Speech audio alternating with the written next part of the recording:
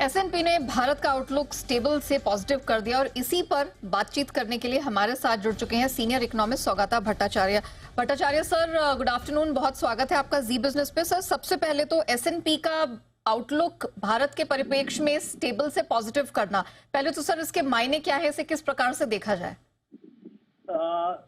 तो ये काफी बड़ा, काफी सिग्निफिकेंट डिसीजन है। रेटिंग्स एजेंसी ये जल्दी नहीं करते हैं, बहुत सोच समझ के आफ्टर लॉन्ग डिलिबरेशन ये डिसीजन लेते हैं। ये होता है कि ये प्रोसेस हमारा अभी BBB- सॉवरेन रेटिंग है।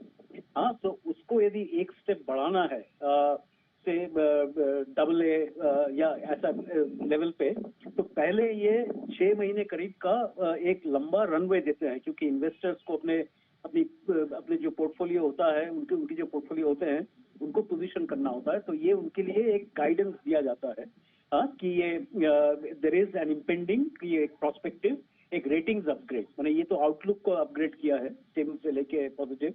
इसके बाद एक ratings upgrade is very much on the card. ये इन्वेस्टर्स को एक वार्निंग देते हैं, माने गाइडलाइन देते हैं कि ये होने वाला है। तो ये बहुत ही बड़ा सिग्निफिकेंट डेवलपमेंट है।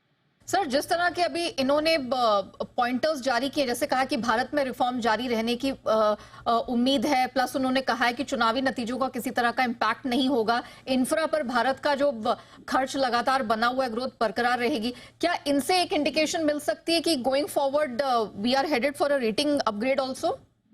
मैं बिल्कुल, क्योंकि देखिए जो आपने जो कहा कि ये इंफ्रास्ट्रक्चर कैपिटल स्पेंडिंग जारी है, रिफॉर्म्स, कुछ भी इलेक्शन आउटकम हो, रिफॉर्म्स करीब चलता रहेगा, बना रहता रहेगा। और उसके सिवाय उसके साथ में एक बहुत बड़ा जो डेवलपमेंट आया है कि हमारे फिस्कल डेफिसिट, ये इंटरिम बजट में ऑलरेडी 5.1% ऑफ GDP गवर्नमेंट ने टारगेट किया है। इसके बाद जो आरबीआई की जो रिसेंट उनकी जो डिविडेंड ट्रांसफर हुई है 2 लाख करोड़ के ऊपर गवर्नमेंट को, ये मेरा अंदाजा है कि ये 5.1 से भी नीचे ये आने की संभावना है, 4.9। और अगले साल जो उनका जो टारगेट था 4.5% ऑफ GDP, ये बहुत अपने बिल्कुल साइड्स पे है।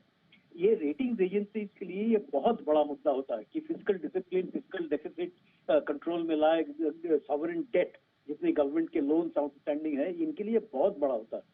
और एक बार यदि ये पाथ चलता रहे तो मेरा ख्याल है कि ये बिल्कुल प्रोबेबली बिफोर 6 मंथ्स ये रेटिंग्स अपग्रेड होने की संभावना है। और ये बहुत बड़े इम्प्लीकेशंस है, क्योंकि इसमें कैपिटल फ्लोज, उनके साथ जो पैसिव कैपिटल, जो सॉवरेन वेल्थ फंड्स है, पैसिव ETFs वगैरह हैं, इनके जो फंड्स है ये इनके साथ लिंक्ड होता है।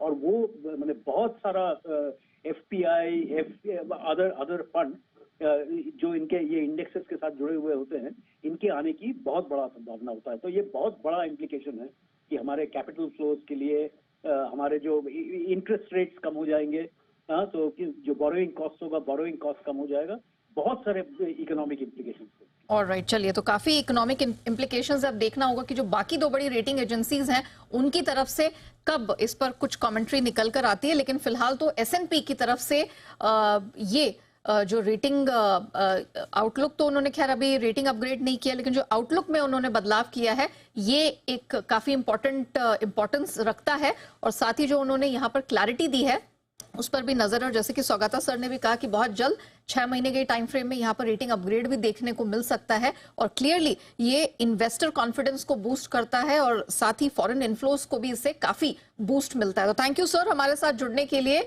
और ये एक्सप्लेन